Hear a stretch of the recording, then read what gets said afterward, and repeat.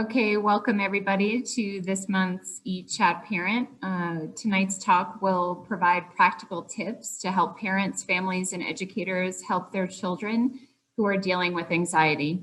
It will also help parents and families understand how anxiety issues develop and key facets to learning how to overcome anxiety. I want to thank our sponsors before I introduce our presenter, and our sponsors are EVBH, Vail Health, Alpine Bank, Vail Resorts Epic Promise, Slifer Smith and Frampton Foundation, the towns of Avon, Eagle, Gypsum, and Vail, the Eagle River Foundation, Vail Valley Cares, SAMHSA, Wells Fargo, the Colorado Office of Behavioral Health, and the Eagle County Government. Please stay to the end because we'll be giving away a family night out to Alpine Arts Center. And for closed captioning in Spanish, go to the account settings at the bottom, click the meeting tab, and enable closed captioning. And then you'll be able to have closed captioning in Spanish. So I want to welcome our presenter this evening. Scott Cypress is a PhD, and he is the Director of Stress and Anxiety Programs at the Helen and Arthur E. Johnson Depression Center. His primary clinical and research interests focus on anxiety and stress-related issues, especially improving outcomes around anxiety treatment and building innovative anxiety treatments. Dr. Cypress has worked for the past 13 years in various clinical roles, including as the Director of Anxiety and Stress Programs at Children's Hospital Colorado, as a psychologist working with active duty military at Buckley Mental Health, as well as working for many universities in student health services in various roles. At each place he has worked, Dr. Cypress has built innovative programmings to address the range of mental health issues, but most notably in the areas of stress, anxiety, and promoting help-seeking behaviors. What I love most about Scott's approach is that he likes to laugh, and that he likes to help us make us laugh. And he makes this topic incredibly accessible in a very easily digestible way.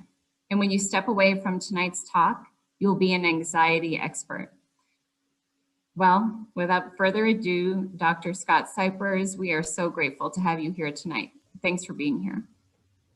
Well, first off, thank you so much, y'all, for having me. It is great to be here. And I do wish, when we say here, the virtual thing is nice and cozy and we're all in our homes.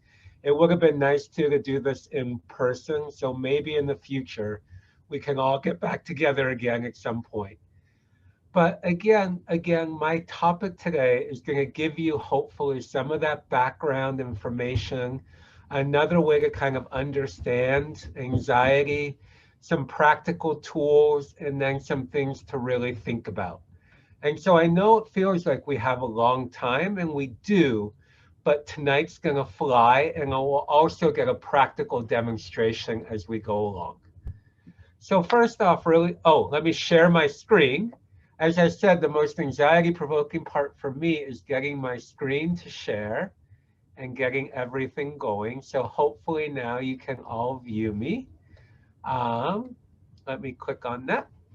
So first off, really want to thank the organization for bringing me in. It is really a wonderful collaboration, and I hope to do more for you all and for the larger Colorado community and those who live in the mountains. I am jealous, and I also want to help. So why should we be talking about anxiety? So first off, because it's really omnipresent. Sort of recent data, or the data shows that 1 in 10 kids deal with anxiety to the point that it's significantly debilitating their life, meaning that anxiety is getting in the way of their ability to live, love, or laugh. And that's why it's something we want to address. And another thing is what kind of happens in the trajectory of youth. A lot of times anxiety issues show up first. And when we don't treat that anxiety, or kids don't have tools to deal with it, then along can come kind of other things like substance abuse, depression, and other things that can kind of follow in this reaction So why I'm at a depression center is because the thinking is that early intervention with anxiety could kind of change some of the mental health trajectories that we might deal with. But another big thing too, why focus on anxiety?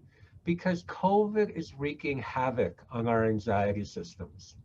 It really is, for kids especially, kind of potentially creating some bad habits and different things that want to help you as parents kind of understand and have tools, or families who are here to kind of help. So in order to kind of help you all with anxiety, I want to reorient you differently to your brain. And not going to spend a ton of time, but I do want you to think of your brain in the sense of much more like a band. And the idea behind that band metaphor is that there's different parts of our brain all trying to do different things. The goal is to make really sweet, beautiful music. But at the same time, while we're trying to make that music, I'm just going to monitor the chat too. While we're trying to make that sweet music, if one of the players in the band gets too loud or starts dominating, it can throw everything off. And that's also what can be confusing both as adults or for kids, to understand that there's different parts of our brain trying to do different things. So let me introduce you to your brain in a new way. So this is your brain, if you've ever seen that commercial, but let's talk about each part really fast. So for parents in my generation, hopefully this singer looks familiar, but this is the band U2, one of my favorite bands.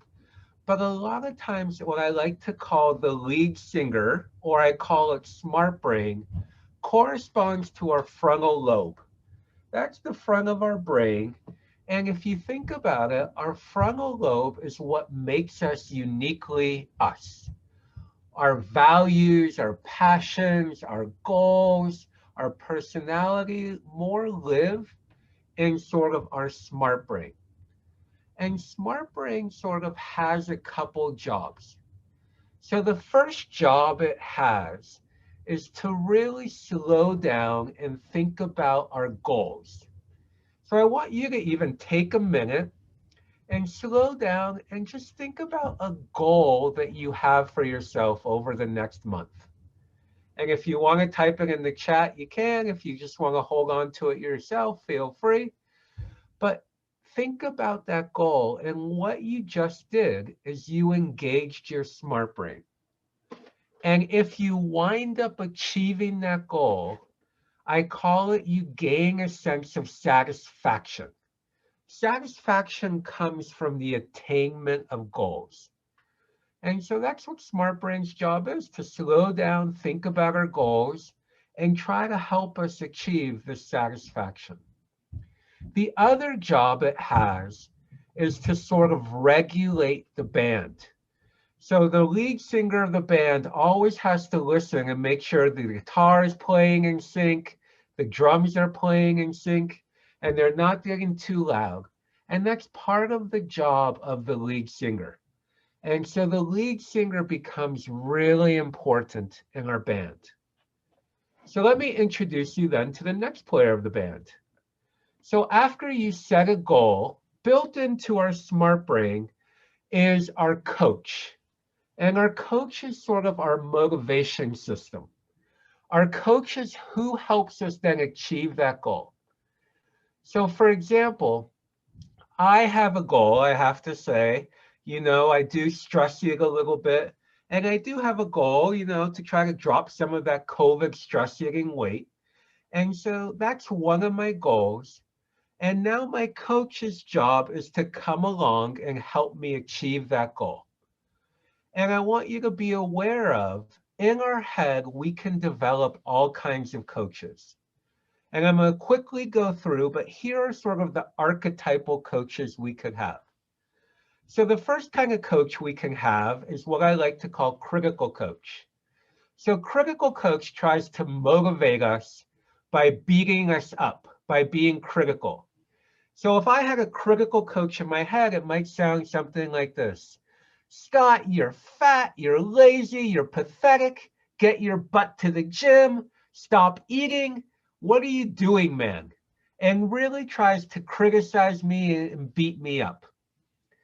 The next kind of coach is what I like to call guilty coach. So guilty coach is going to use guilt to motivate.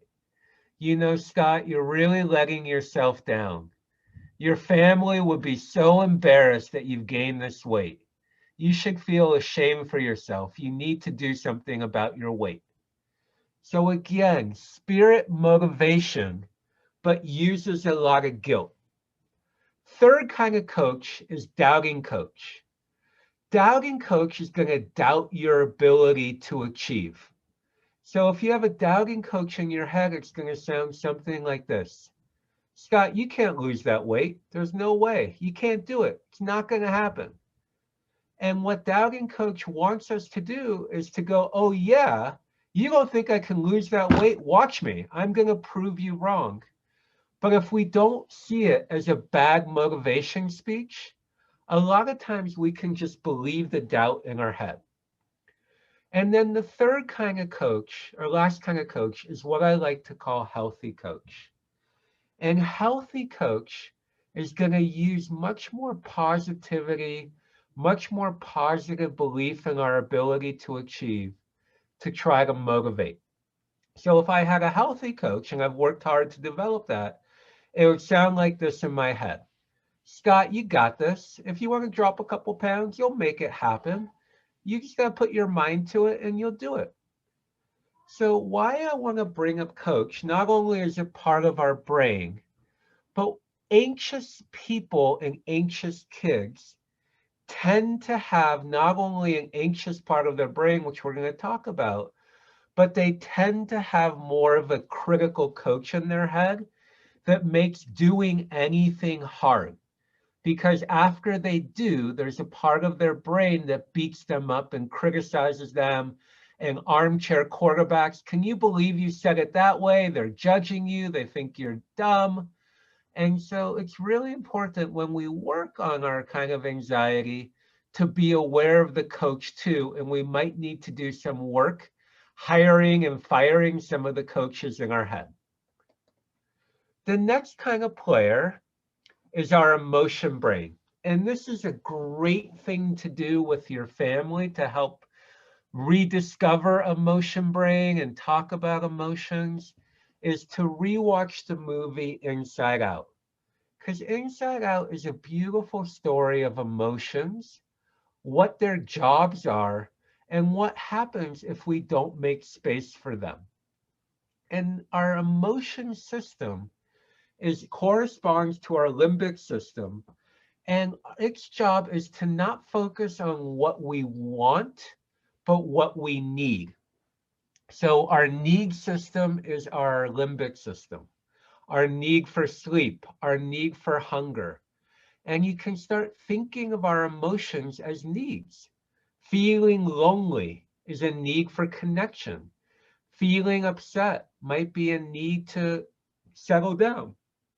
And so while smart brain functions on satisfaction, one more thing to be aware of is that emotion brain focuses on happiness.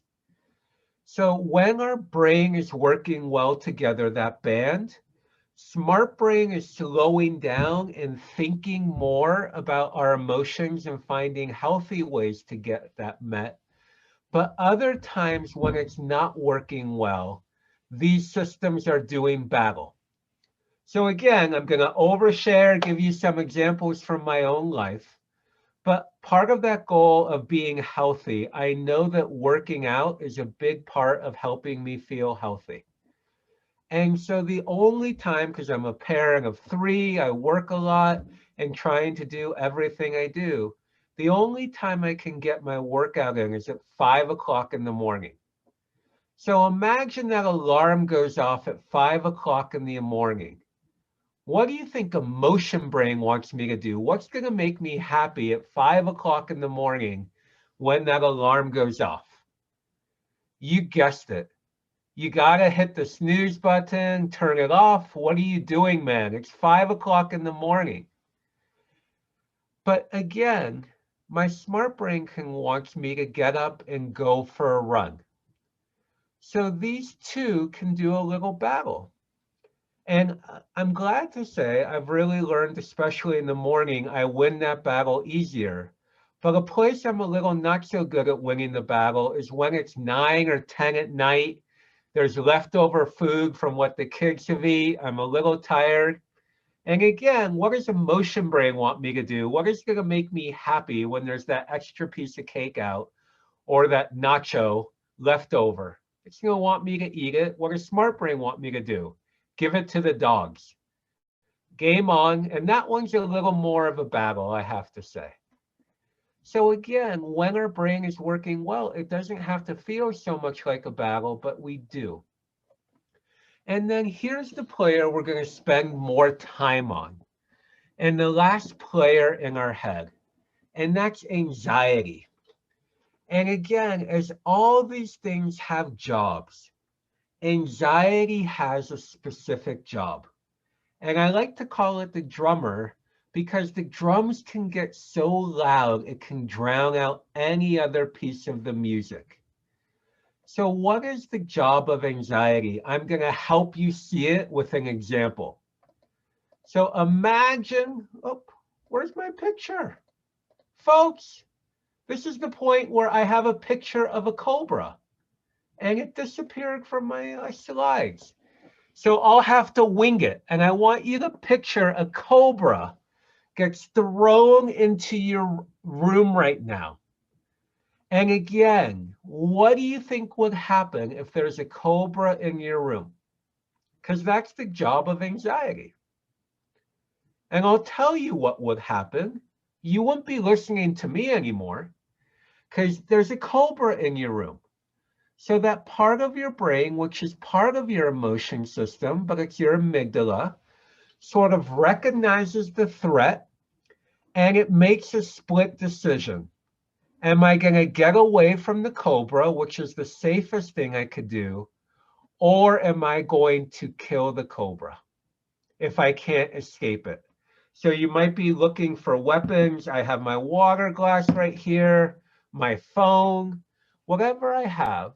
And so I'm going to make that split-second decision. So anxiety's job, it's really important to understand, is to keep you safe. And the best way to keep you safe is to get you to avoid. And so again, folks, I just want you to be aware that anytime you hear thoughts in your head about the dangers, why to avoid, and I apologize, folks, my dog is hearing something and going a little loud. I'm going to hit mute and scream at him and then come right back on.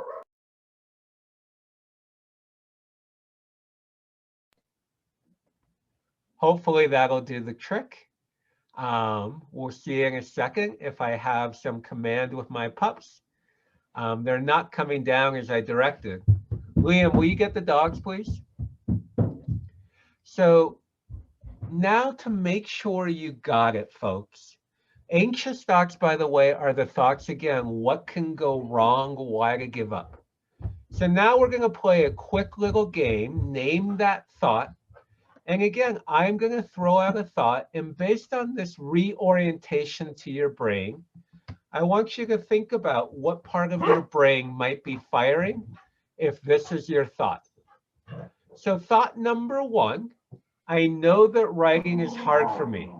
I should take the next couple of weeks prior to school to start to practice my writing to get better. So take a minute and think about what part of my brain is that. And you guessed it, that's my smart brain. It's a goal, it's intentional, it's thoughtful, it's driven towards satisfaction. And what about this next thought? You fat ass lazy piece of poop, write your essay. Yep, folks, you guessed it. That is your critical coach. Next one. I'm so angry right now, I should just run away from everything. So anytime it's a quick reaction and more of an urge, that's usually your emotion brain. And in this sense, it's my emotion brain wanting to have me do something to try to take away my anger. And again, we want to find healthy ways to do that. Next one, if I go to the party, everyone is going to laugh at how I look. So folks, that's your worry brain. That's anxiety. That's that thought and voice in your head telling you the danger and why to avoid. And sort of in this typology of brain, just to understand what can happen is when we have an overactive worry brain. And again, we start to get overwhelmed emotionally by life, which is happening to everyone right now with COVID. Folks, I apologize.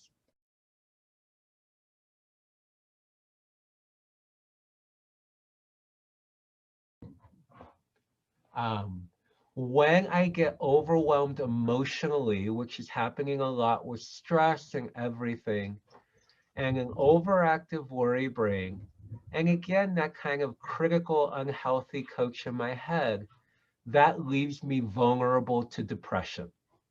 And I like to think or talk to kids or adults that depression is a virus that gets in our head and wants to take over. And part of the way it takes over by attacking all these things in our brain and making it harder. And so depression thoughts are much more about it's hopeless, it's helpless, you're never going to get better, and that you should just give up. So when you hear those kind of thoughts, it's much more about possibly depression. And so what I want you to recognize that this can become a nice language to talk to your kids about mental health or different things. So issues with attention and ADD, your smart brain works a little differently than other people's brains. And there are things we might want to do. If emotionally, your kid is very reactive, gets very emotional, gets very upset, using substances is all part of trying to cope with emotion brain. We have to learn some better ways to help you with your emotions. We got to figure that out. And then what we're going to talk about is when you recognize anxiety is a big player, what do we do about that is what we're going to talk about. So now let's talk about that. And before we jump into practical skills, we're almost there. I want to talk to you about a few things about anxiety that's really important to know. And I call this the deeper dive. So going to help you become more of an anxiety expert. So first thing to understand about anxiety, after you understand its job, is to understand metaphorically that anxiety is like a fire. And any time you listen to your anxiety, you're strengthening that fire. You're putting gasoline on the fire. So for example, if I'm afraid of presentations and I avoid them because they make me anxious, I have now made my presentation anxiety stronger. And why, as you can see and read, because a couple things. First off, we teach ourselves then, this is how we deal with anxiety, is to avoid. So when we feel anxious, we're more likely to want to avoid. Number two is we didn't wind up giving the presentation and saying like, oh, anxiety's not that bad. I can handle it. Presenting's not that bad. So we have no exception experience to disconfirm that anxiety. So we make it worse. And the last thing to be aware of is everything we do in life is a skill. So whenever we avoid those skills or practicing those skills, it makes sense that when we're in an environment, we wind up then being more anxious when we don't have the skill we need. So what I want you to think about, especially with your kids and yourself, during the pandemic, our kids and ourselves have avoided a lot of things that might make us anxious. They've avoided some of the social situations. They may have avoided some of the school things that are really difficult. And so they're sort of feeding that fire. And the danger of whenever you start feeding a fire and it gets stronger is it can start to move into other areas. So maybe it was first just about presentations because you didn't want to look foolish. And then it moves to other things that might make you look foolish. And now I don't want to leave the house because it might look dumb or stupid or foolish. So we want to be aware, and this is sort of another way to see it, is this sort of graphical representation, is the paradox. So anxiety starts to go up about that test. It's going up and up. We're getting so freaked out. We can't sleep. We're upset. So a well-intentioned parent or teacher or school says, you don't have to take the test. And we go, phew, I feel so much better. But what we've done is we've taught ourselves that vicious loop. And we didn't see we could handle the test. We've seen we can't.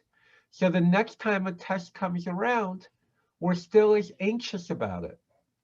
So what we need to do to help overcome anxiety is instead of avoiding it, we need to sit and get through it. And the first time is really hard, but the next time we do it, it gets a little easier and a little easier.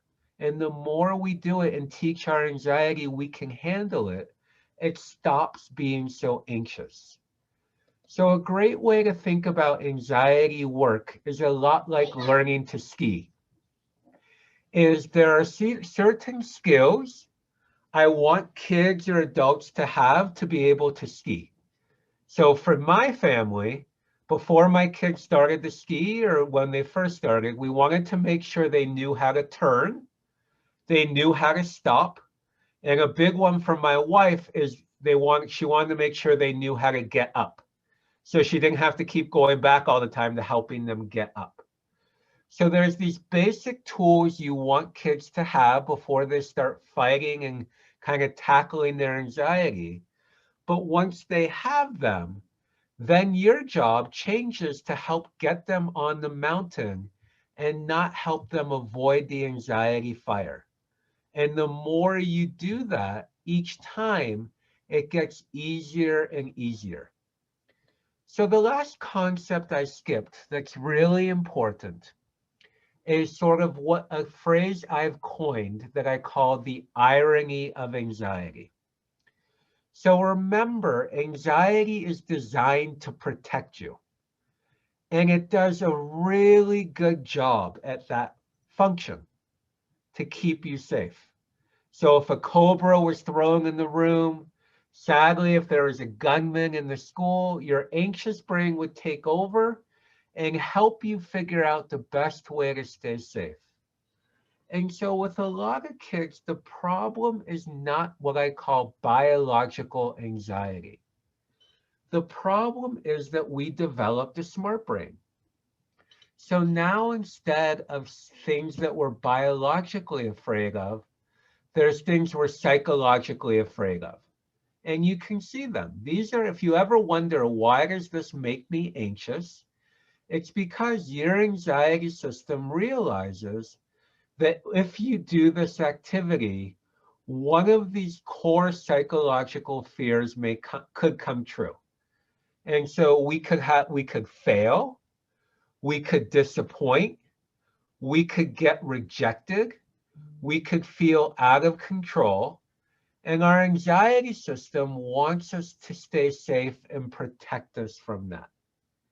But the problem is with this kind of anxiety, when we listen to it, instead of protecting us from our fear, we're going to make that fear come true.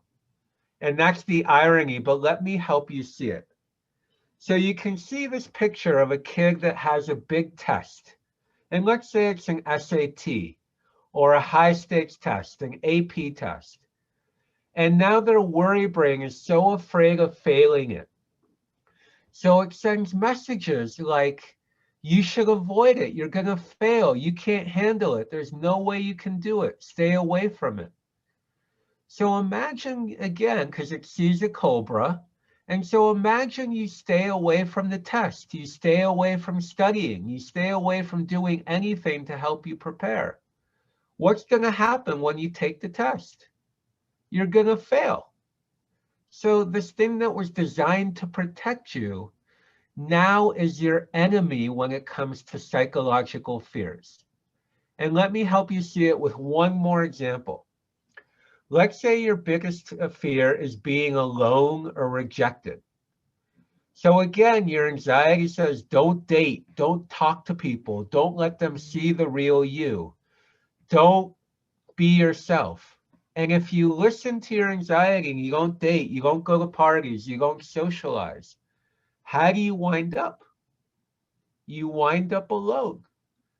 So that's this kind of process. And so why we have to help our kids fight their anxiety and learn about it is because we don't want their fears to come true.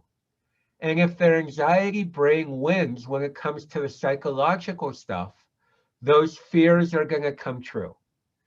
So the first rule I want you to take from tonight, if it's a biological threat, if it's a cobra, I want you to run away from the cobra and respect the fear. But if it's a psychological threat, I want you to learn how to stand up and touch the cobra, the metaphorical cobra. Because again, it's not going to happen. So I do a ton of work in school systems. And the last thing to share, that my message used to be really easy. And the message was, almost everything we encounter in school is a psychological fear. Therefore, all anxiety in school we need to challenge and not help kids get over. But again, a year ago, we're on the 1-year anniversary, the world has changed. And COVID has come around and impacted all things, including schools. And so again, this is sort of my advice when it comes to kind of COVID and anxiety. Anything that you're aware of that psychological fears around COVID, that there's no evidence that it can really hurt you. So early on in the pandemic, there was, we didn't know about whether it was surfaces or food. So we were doing all this cleaning and things like that. But the evidence seems to really now point to that it's contact with someone who has it or face-to-face. So when we have that information, we want to help our kids challenge that and touch food or do things. So when it's a psychological anxiety, we still want to do it.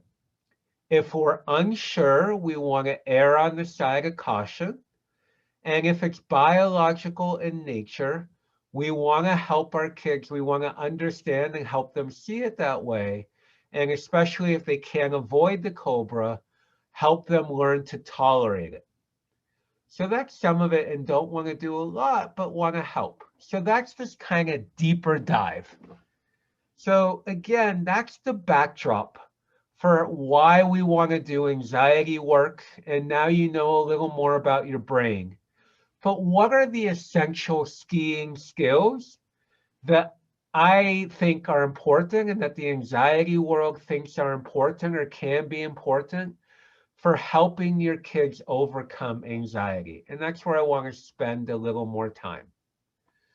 So what I've done is hopefully giving you a new way to think about your brain and a new way to think about anxiety. And I really believe that that is sort of the foundation for anything that helps, is you have to have a frame. And so that frame can change based on the age of your kid. So with little kids, I don't go into all this. I share with them, you got a worry brain, and your worry brain is working too hard. It's worrying about things it doesn't have to, and we're going to teach it how it doesn't need to worry and help you learn how to do that. In middle schoolers, I might talk about that our brains have jobs, or different parts of our brains, and what's the job of worry, and how do we get over that job. And high schoolers who really might want to understand and be aware, I might share much more of the backdrop and why we're doing what we're doing. So think about the kids that are in your life, sort of what might be a way to explain to your kids how or why we're going to start challenging their worry brain, and to start being very comfortable sort of talking about anxiety and worry. So we'll see much later. I have some endings with some tips for parents, but I'm a huge Harry Potter head. I love Harry Potter.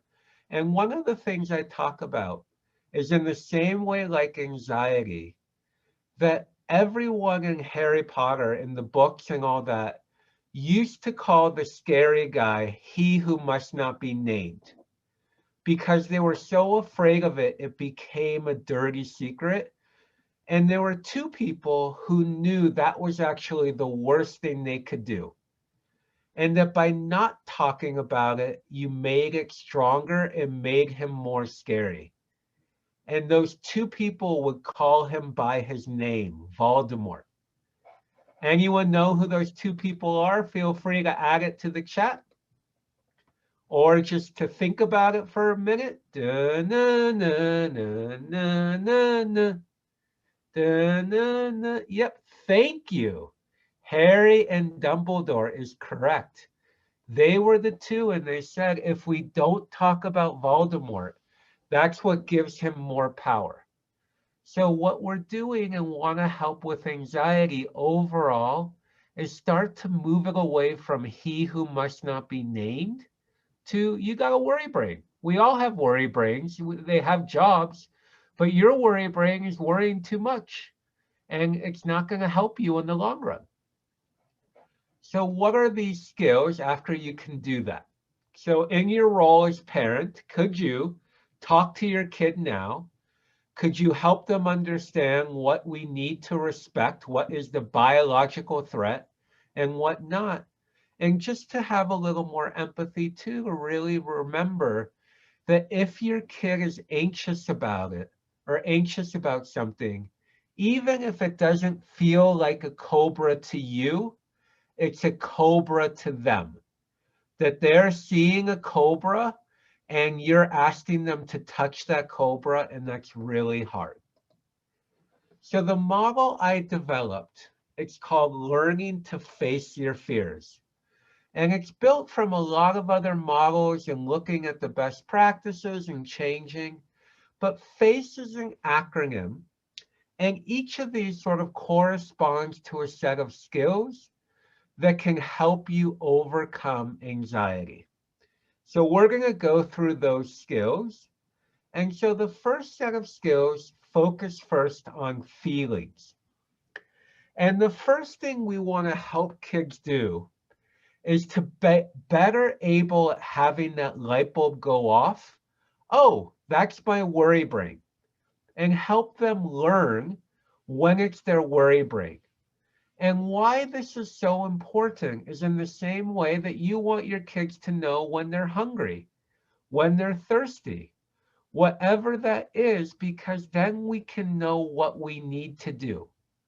When we can label our internal experience, it becomes an organizing principle in our brain to know what to do. So an example of that really fast. So I'm from California, the land of earthquakes. And so imagine I brought you all to California and for some reason you never learned or heard about earthquakes because you didn't need to.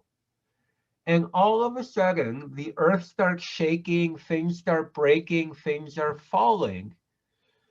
What would happen to your brain if you had no ability to comprehend what was going on in that experience. Your brain would freak out. We're dying here. But the ability to go, oh, this is an earthquake. It can still be scary, but our brain then goes, okay, I know what I need to do now. I've been trained.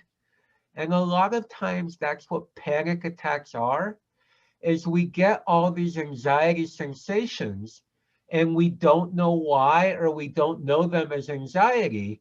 And our brain freaks out and says, you need to panic. You're dying here. So the first thing we got to help kids do is get good at labeling, especially worry brain. And it's also useful to label all emotions and to get good at it. And especially with anxiety, the next skill that I teach that's helpful is after you know it's a worry brain, or your worry brain is going off, is then to learn to put a number to how much that makes you worried. So 10 is, this is worrying me a ton. 1, not worrying me enough, that much. And why that's helpful is because if your kid tells you they're worried about this test at a 10, you might want to help them do some extra skills, help them prepare, versus if their worry is a 1. In the same way, if you're teaching your kids to ski, them understanding what a green run versus a blue run and a black run, the difference is helpful to help them know how to prepare and what you might need to do. And that's what scaling is really helpful to do. And once we put a number to it, as a parent to know and kids get good at it, and the way you can practice this as a parent is throw out scenarios and just ask them, what number is this on your worry meter? So I'll do one with you all now. Surprise, you are all singing the national anthem at the Denver Nugget game tonight. And it's going to be recorded. What number is that on your worry meter? And so you can throw these out and help kids get comfortable sort of recognizing that number. But once that number gets above a 6, just realize your brain is starting to really see a cobra getting close to you. And that part of your brain, your smart brain, starts to go offline because it's a threat. And so the next thing we need are tools to get our smart brain back. And I call these calming tools. So calming tools are the tools that decrease our physiological arousal and help get our smart brain back. A coping tool is, once I'm calm, making the healthy choice around what I'm feeling is coping.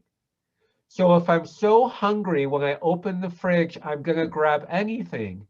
If I take a minute to calm myself, that's calming, but then making the healthy choice is coping.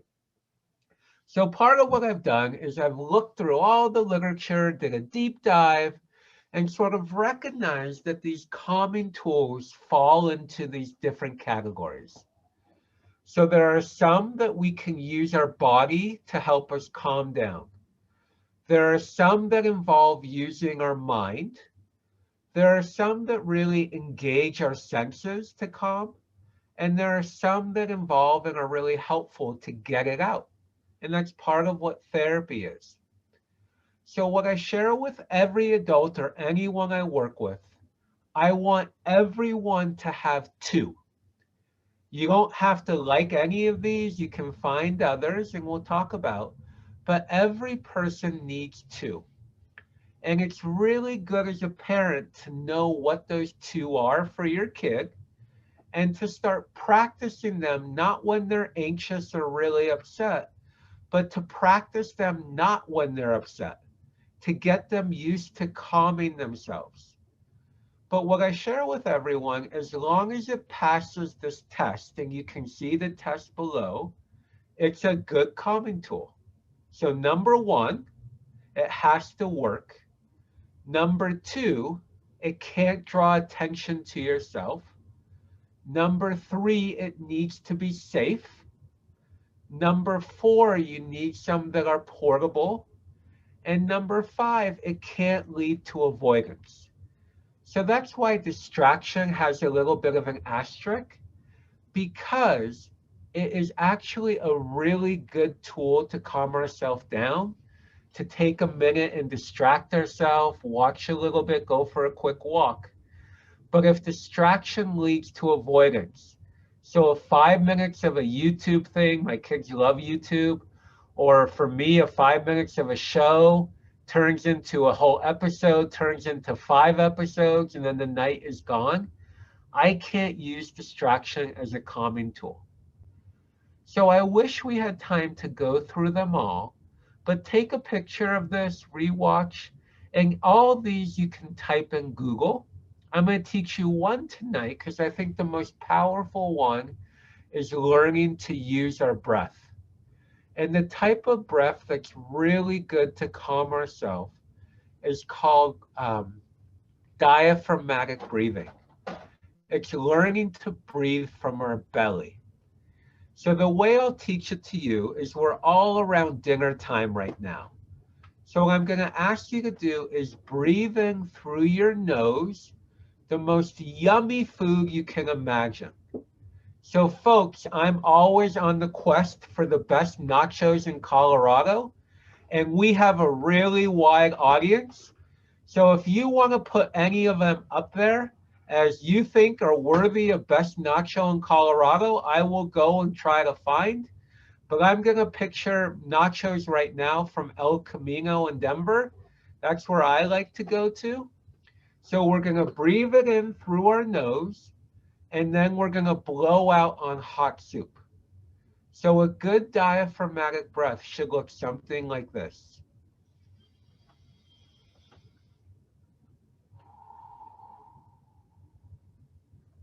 And let's just take 2 of those together. Ready? Breathe in. I thank you for the suggestion. I'm going to definitely write these down and try it. Breathe in through your nose. Blow out on hot soup. Breathe in through your nose. Blow out on hot soup. And last one. Breathe in through your nose. Blow out on hot soup. So hopefully that felt relaxing. And the one that everyone always asks about when you're seeing here, it's PMR. And I didn't have room, but PMR stands for progressive muscle relaxation. So what we've learned is when we tighten a muscle group and then relax it, it sends a calming response to our body. So let's try just one. We don't have a lot of time, but I call it the Teenage Mutant Ninja Turtle. So folks, we're going into a half shell. Send your shoulders all the way up as hard as you can for 10 seconds. 1, 2, 3, 4, 5, really push. 6, 7, 8, 9, 10. Drop it down. Beautiful. So my 12-year-old next to me, thank you, I'll share. My 12-year-old refuses to breathe because she says that breathing freaks her out.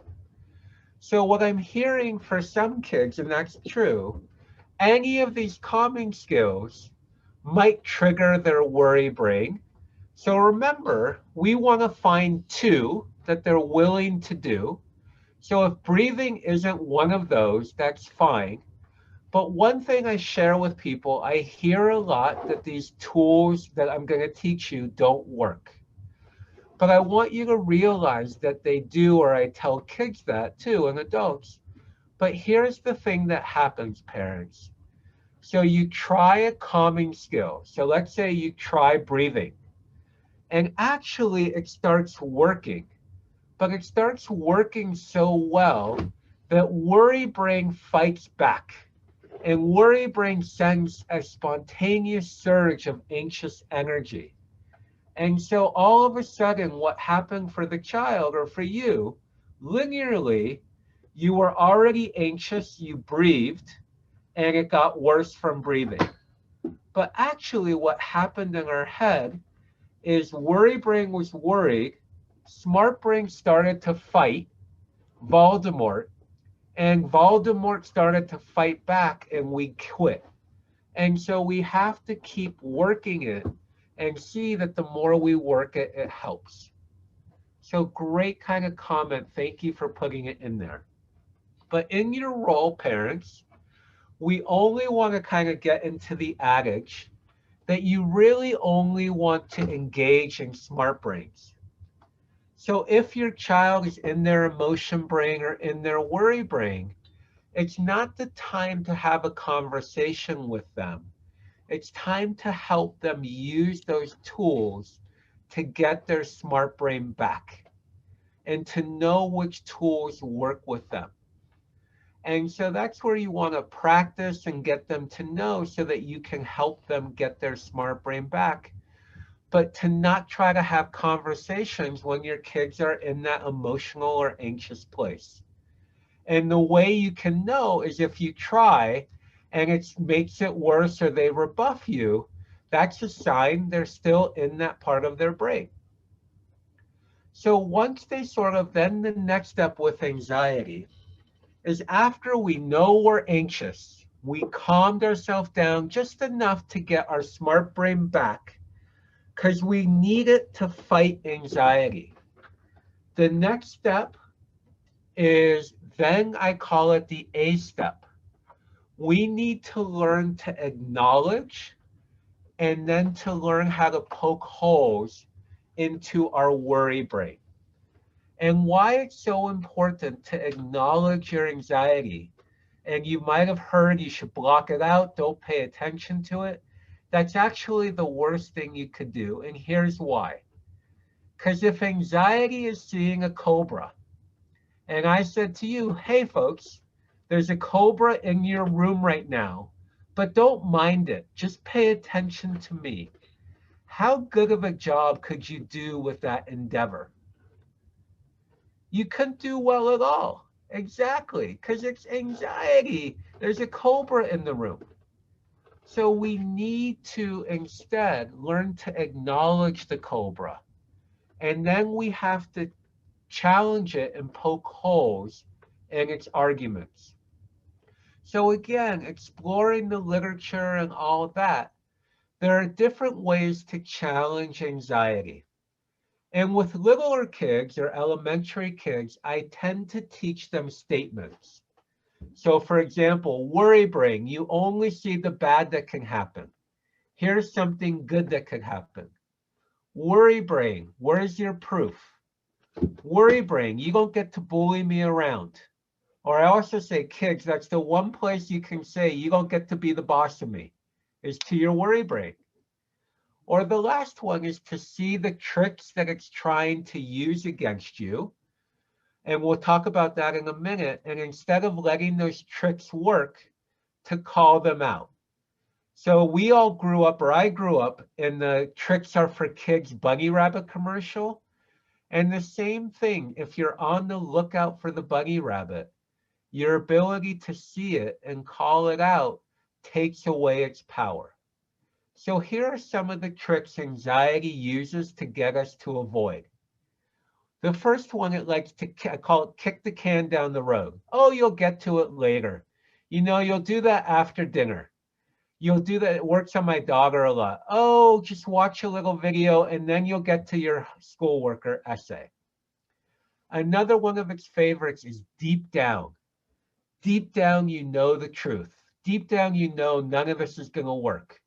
Deep down, you know you're going to fail the test. It also loves to be a broken record and repeat itself. And it loves to use your body against you. So one of the things you can talk about with your kids is, what does your worry brain use against you to control you? And so the other thing I say when it comes to school, worry brain can mimic anything bodily, but so far worry brain hasn't learned how to mimic a fever. So if your stomach hurts, if you have a headache, And I know with COVID, this can get dicey, but a lot of times that's worry brain. And we want to learn how to help still go. But if it's a fever, that's a different story. So in your role, the other thing, what we like to do with kids, and you'll see it, is I learn to help them hear their worry brain. And the same thing, you can throw out scenarios and say, what does worry brain say to you about that scenario? For example, the singing the national anthem at the Nuggets game. What is worry brain telling you? And then we want to practice with our kids learning to talk back. So I call it the hot seat, but the hot seat is where I say, I'm worry brain, and you have to talk back to me. So I'm going to put up some of the ways to challenge worry brain. And I'm going to be worry brain right now about singing the national anthem at the Nuggets game. And I want you to think about what you could say back to me.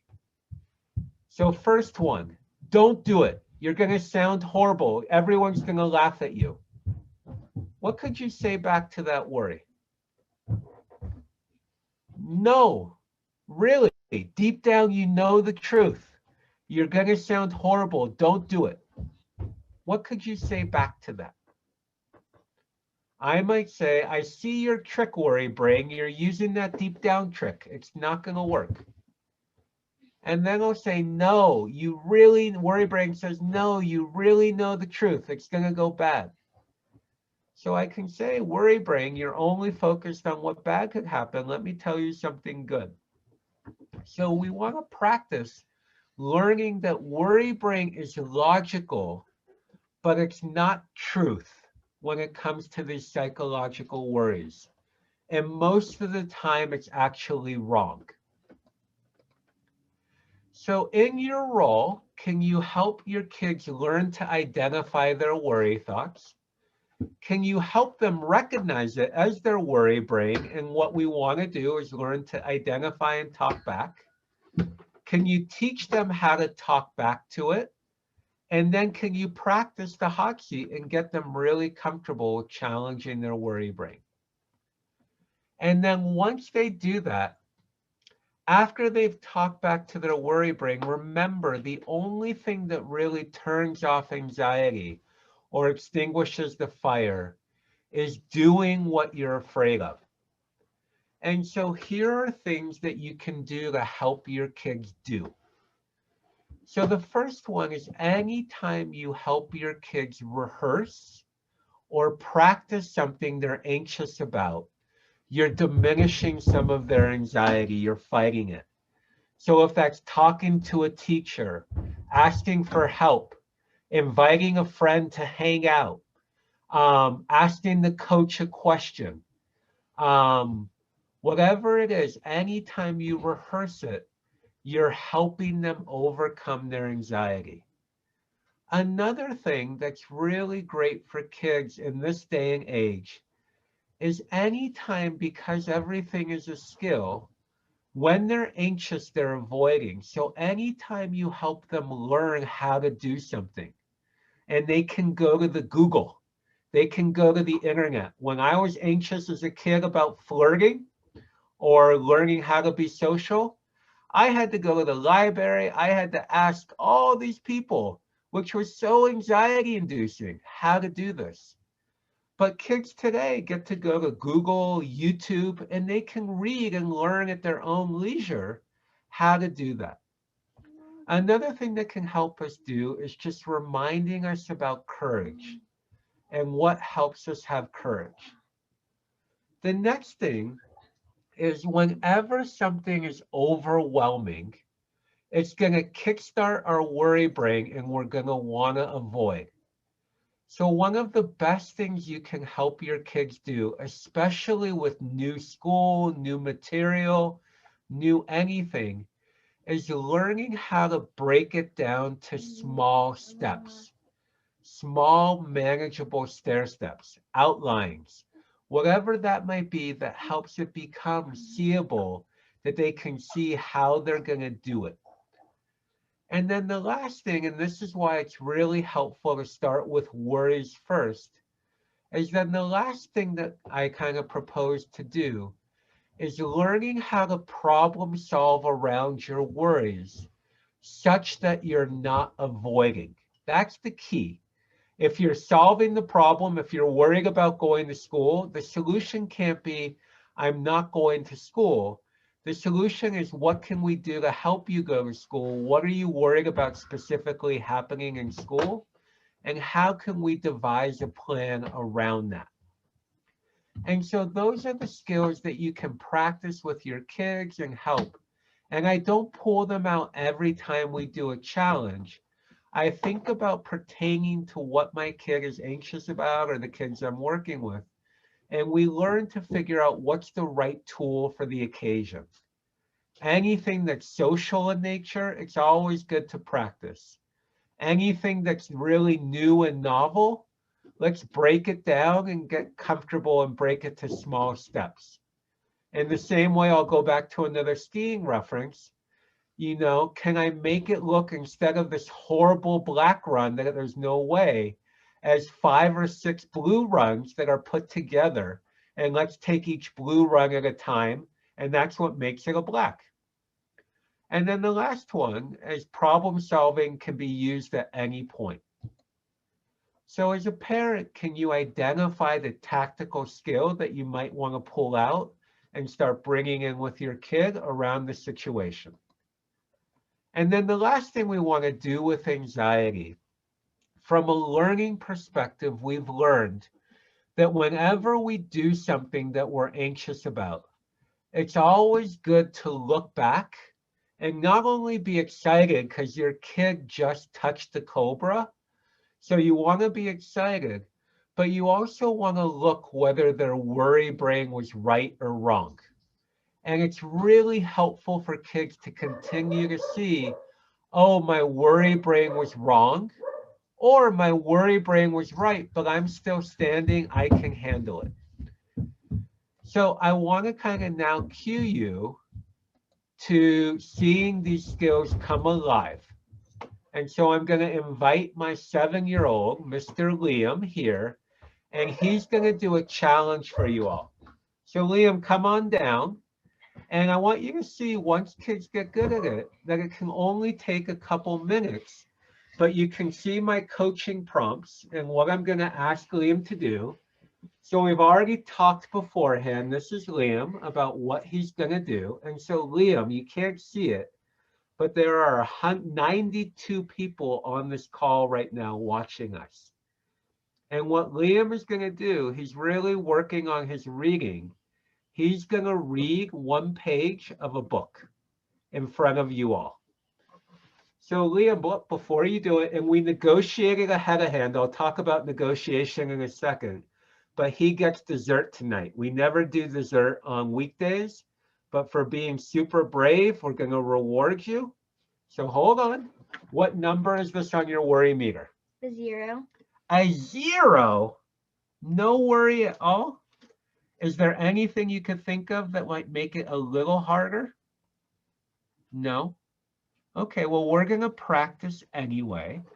Can you show everyone a really good, or tell everyone, what are 2 ways that help you calm your body?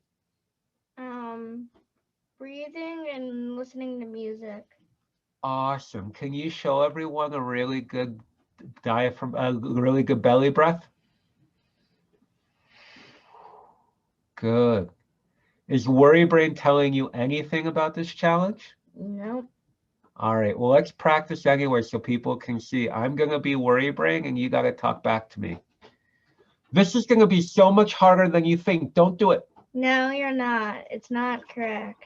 It's true, and you're not going to know the words and you're going to get really embarrassed. Don't do it. No, I'm a 3rd grade reader.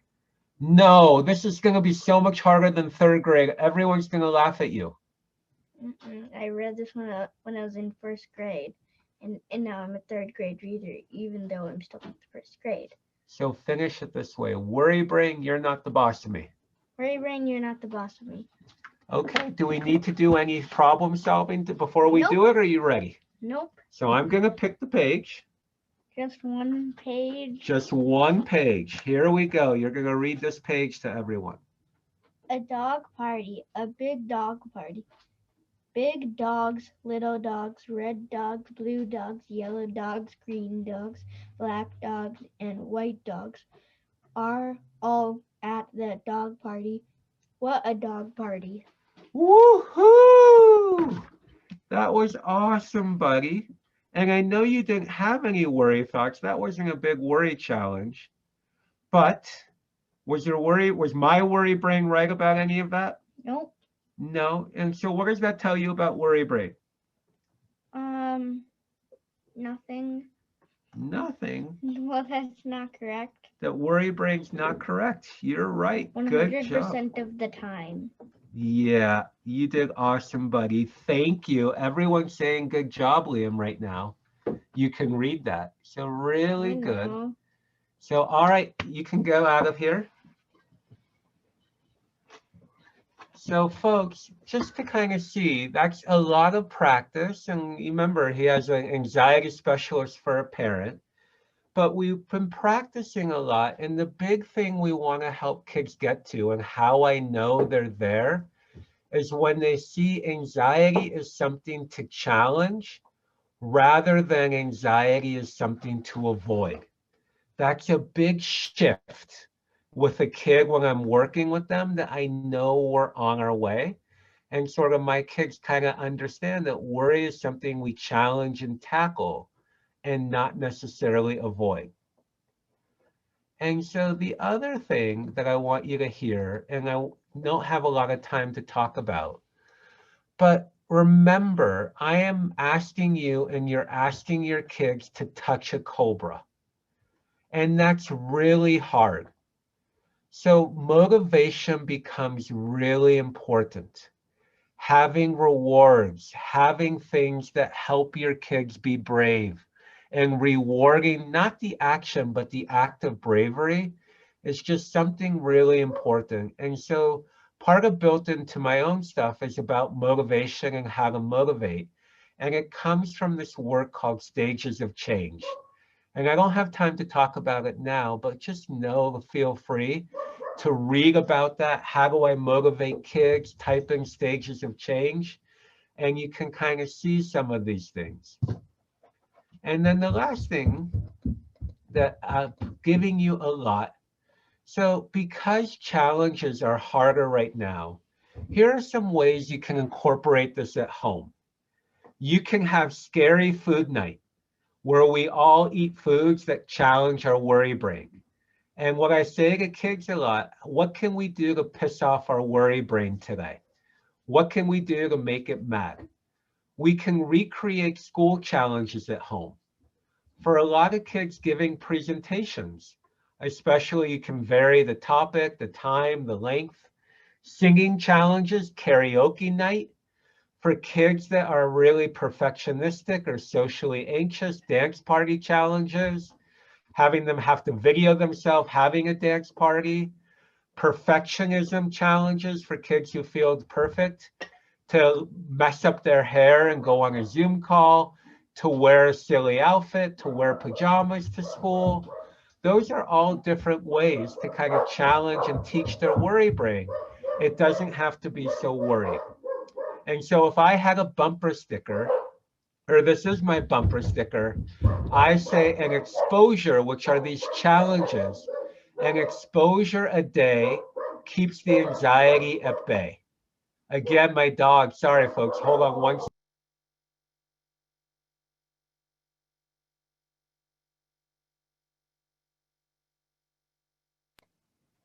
Sorry, folks.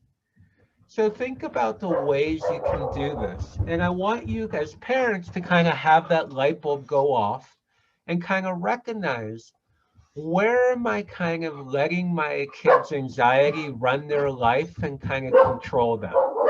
And not to just change that and say, I'm not going to do that anymore. But first to sort of ask yourself, well, do they have these tools? Have we practiced them enough that they can get on the mountain?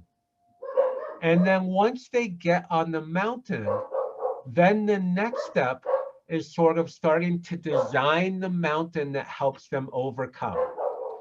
So what I want you to start thinking about is using your skiing skill, or if any of you in the mountains ski, to think of anxiety work as a lot like skiing. First, we want them to have the skills, then we get them comfortable at the level they're at. And as their confidence grows, we start to push them up the mountain. And that's a lot what anxiety work looks like. And this is part of that. It's called a hierarchy, where we kind of start devising challenges. How are we going to get over this fear? So this is someone who has a fear of singing. And so you can see it starts with just watching singing fails on YouTube, seeing it might not be such a big deal, to then maybe singing in the shower and moving all the way up. And sometimes I say to kids, these challenges, sometimes when we do things that are much harder than needed, because we do them when they're harder. So let's say eventually in my life, I just want to get to a blue level. If we can ski an extreme run, then all of a sudden blues start to feel easier. So that's why sometimes we do challenges that are harder than we might need to do. So last thing I'm going to say, and put it all together, you all have been great, and then open it up to some Q&A. But I want to empower you and continue to now use your smart brain as a parent. And again, because I come from education, my mom was an English teacher and military background. If you don't have an acronym, it's not real. So smart brain, again, in this sense, is an acronym. And here it is. First, I want to challenge you as a parent to start bringing these words into your life, to start talking about worry brain, to start practicing calming yourself, and start bringing whatever skills you like, bring them into the conversation. Make them part of the vernacular. Then I want you to start modeling your own anxiety work. Remember, kids learn much more not what you say, but what you do.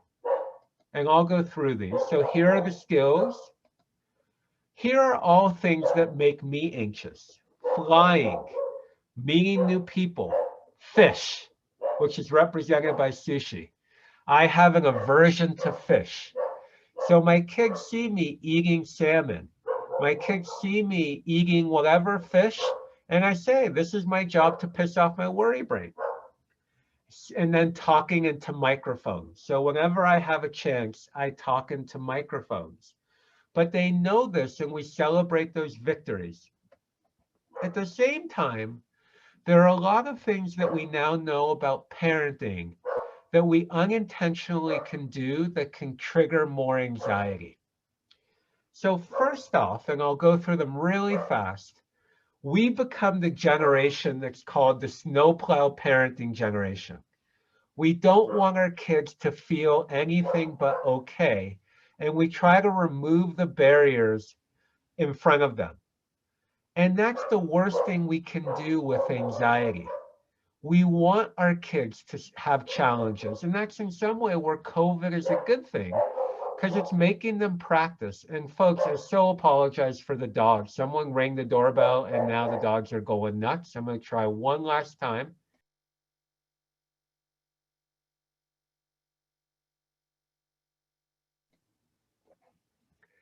So thank you for putting up with that in the background. So that's one thing. We won't want to try to remove obstacles. We want to help prepare them for obstacles and get them to learn how to overcome. You want to stop giving assurance, because assurance stokes the anxiety fire, because it teaches them they need assurance to be okay. Another thing is anxiety priming. And what I mean by that, your kids already have a lot of anxiety in their life from genetics, media, and things like that. So if a parent, all you do is continue to focus on anxiety. So what I mean by that, imagine I said to you, your child is going to a party tonight, and you want to give them some advice about the party. Are you just telling them, avoid this, don't get so close to people, wear your mask, this could go wrong, never take your mask off? Or are you also talking about the dangers, but also talking about what fun could happen, what adventures, what's going to be cool, what's going to be great about the party? And a lot of times in our parenting, because we so want to protect our kids, we just continue to prime anxiety. And another is really, and that's harder now, is to allow avoidance. And so then, folks, I'll answer your questions. The other is recognizing anxiety and helping your kids be aware of it. But here's the kind of signs that we're having worry thoughts, the negative doom and gloom. We can have stomach aches, feel stressed out.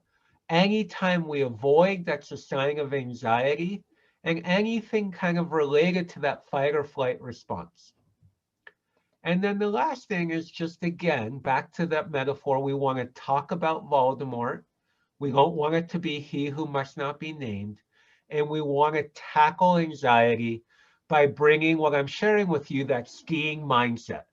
We want to get our kids the tools, and then we want to get them on the mountain. If they don't have the tools, don't throw them on the mountain. But if they do have the tools, start thinking about the mountain in little experiments to help them gain confidence and move up the mountain. So folks, you've been awesome. Oh, and when we do that, last slide, this is a meta-analysis.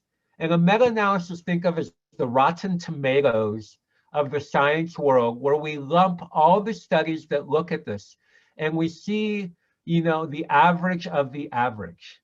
And when this kind of treatment is done with kids with anxiety, they do better than any other mental health condition, i.e., we know the most and we know how to help kids who are anxious. And this is the playbook. And when kids get the playbook, they do pretty well and respond. And so that's what this kind of shows. So, folks, you've been awesome. Oh, and when to refer if the problems keep getting worse, if there's more avoidance, if that fire gets stronger and you don't feel like you can, or anxiety starts to take more and more of your child's life, then you want to get someone like myself involved or safety concerns. And again, there's different resources, and it's gotten a little easier for everyone with telehealth. And our organization too, the Depression Center, offers it. But you can reach out to us. Your local schools can have people who might have good contacts who, again, know how to deliver this kind of help with anxiety. But here are two larger organizations, the IOCD and the ADAA, who have referrals all over kind of Colorado and in the area. And anyone on there sort of really knows what they're doing and could be a good referral source.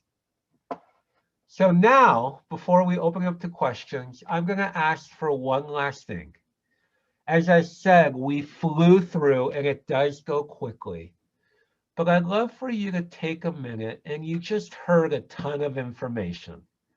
From the band in your head to more about anxiety, to practical tools, to seeing it come alive, to some more parenting tips to kind of help. And I want you to kind of slow down, and for me to know that this was helpful, I just want you to kind of think to yourself for a minute, to use your smart brain. Maybe what is one thing I might stop doing as a parent or in my own life around anxiety? What's one thing I might keep doing? Pat yourself on the back, I call that a yellow.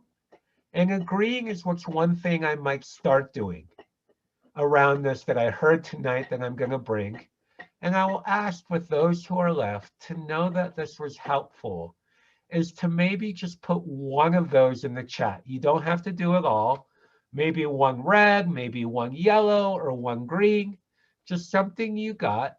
And while you're doing that, I'm going to go back, and I think I missed one question. What to do? Daughter has dairy allergy and unknown to, and stomach aches are real.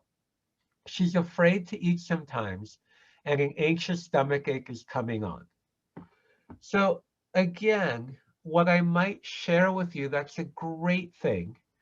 that because there is this real kind of thing, which is more biological in nature, I would help her sort of understand the difference of when we know milk might not be on it and when it might, and then help kind of challenge the anxiety about getting sick when there's not milk, and try to challenge foods around there and see that that's our worry brain not getting in the way, and help to get more comfortable kind of with those sensations so it doesn't have to stop me from eating foods I might want. So folks, thanks for pouring those in. I'm going to stop anxiety priming.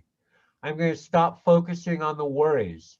I'm going to start trying new things and stepping out of my comfort zone. I'm going to stop trying to have that conversation with my kid when they're in their emotion brain. I'm going to stop snowplowing and making sure they're okay. I'm going to continue rehearsing scary conversations. I'm going to let kids know there are things that their worry brain does. I'm going to teaching them how to talk back to worry brain. So folks, you've been an amazing audience. I'm going to start pushing back on my own critical brain, but we have about 5 minutes, and I know I push it. I have my email went out. If there's other questions or things, feel free to reach out. The name of our program, embedded in the anxiety program, we call it the family program, because we try to treat everyone we work with or talk to as family. So if there's anything I can do for your family, please let me know.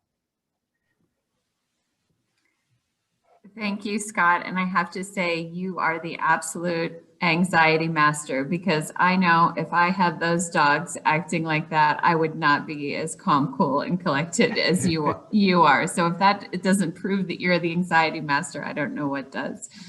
I appreciate so many of the things that we learned this evening, in particular for myself, and I think for our community, is that early intervention is so necessary to stop the trajectory towards depression. So I appreciate that. And thank you. And when they're this cute, that's what helps. When they have pugums like this and faces, folks, that's what helps me tolerate it. Absolutely. So just a few more things to everyone who's still on here, if you would. We have another survey that's in the chat, and all of this information is incredibly important to our organization so that we can continue to offer the same remarkable programming that we had here tonight and that we'll have next month. So please, if you would, it should take just a moment for you to fill that out. And that data is really crucial to what we do, and we appreciate you taking the time to fill that out. The winner of tonight's drawing will be posted on Instagram, and that's just a kind of just like a pathetic ploy to get you on social media to check out our very cool Instagram account. And what I love about it is that Maddie, who's in charge of our marketing, she puts lots of really interesting content on there. So it's actually something that's really cool to point your attention to, not just like the endless scroll, but there's really important information about what's happening with our youth in the community. So check out our Instagram page, Mountain Youth. And then if you found this helpful, please tell a friend. It'll be available on YouTube tomorrow, but we ran it on Facebook Live, so you can still access it tonight, but you'll receive an email from us with the YouTube access. So please forward it to a friend. And I think the more we can as a community, just pay attention to the signs and the symptoms, support our children and support our community, the better off that we'll all be. So Scott, we're grateful for your time this evening and for your adorable furry creatures, and for Liam being so brave. I mean, he doesn't even have a worry brain anymore. He just can hop right on there. He's a professional. And everyone else that joined us this evening, please continue to take care of each other and tune in next month for our eChat Parent. We'll have more information that'll be rolling out in our newsletter. So please stay tuned, and we'll see you soon.